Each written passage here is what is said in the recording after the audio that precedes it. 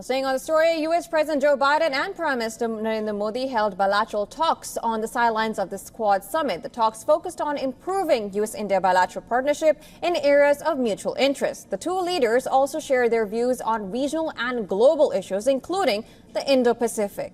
Taking to social media X, U.S. President Joe Biden said the ties between Washington and New Delhi were stronger, closer, and more dynamic than any time in history. He further said, "Each time we sit down, I am struck by our ability to find new areas of cooperation, and today was no different." Prime Minister Narendra Modi thanked Biden for hosting him at his residence in Delaware and outlined the regional and global issues that were discussed.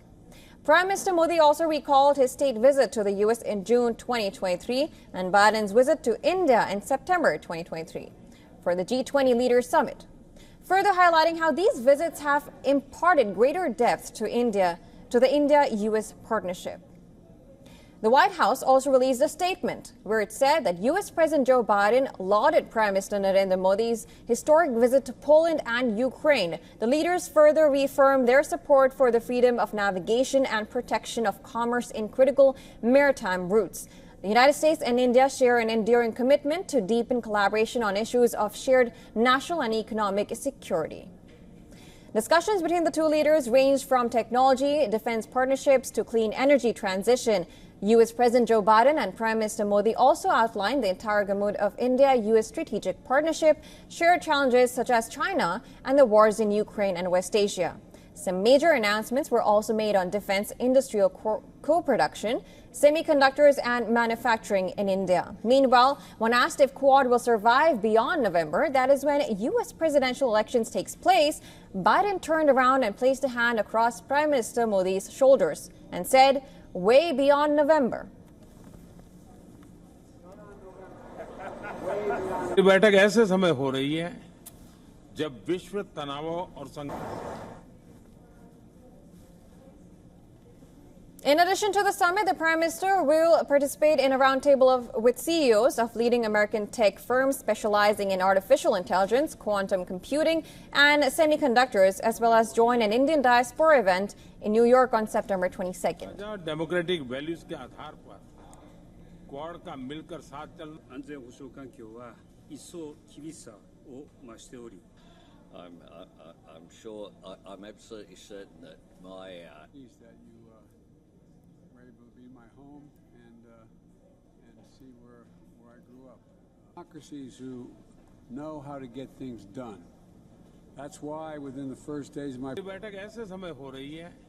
Now, for more on this, we are also being joined by Captain Alok Bansal from New Delhi. He is Director of Indian Foundation and Executive Director of South Asian Institute for Strategic Affairs. Thank you so much for taking out time and joining us on the show today.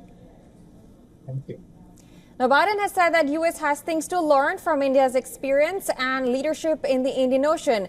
Now, at the same time, he also said that China continues to play an aggressive role in South China Sea and Taiwan Strait. What do you make of this comment? See, the fact is, as Prime Minister Modi said, that we need to strive for a rule-based international order. Now, while he did not mention China, but China has been the country that's been indulging in certain aggressive postures in South China Sea and has acted in a manner which is contrary to the established international laws. In fact, it has refused to abide by the decisions given by international arbitration or international courts for arbitration or any other party. And I think under the circumstances, I think it's essential that Quad leaders build up pressure on China to abide by international norms and create a rule-based international orders where might is not the right, but rules or norms are the established way of governing international order. And to expand more on this, now this is a White House statement. The leaders further reaffirmed their support for the freedom of navigation and protection of commerce in critical maritime routes. Now, how do you analyze this whole statement that the White House came out with?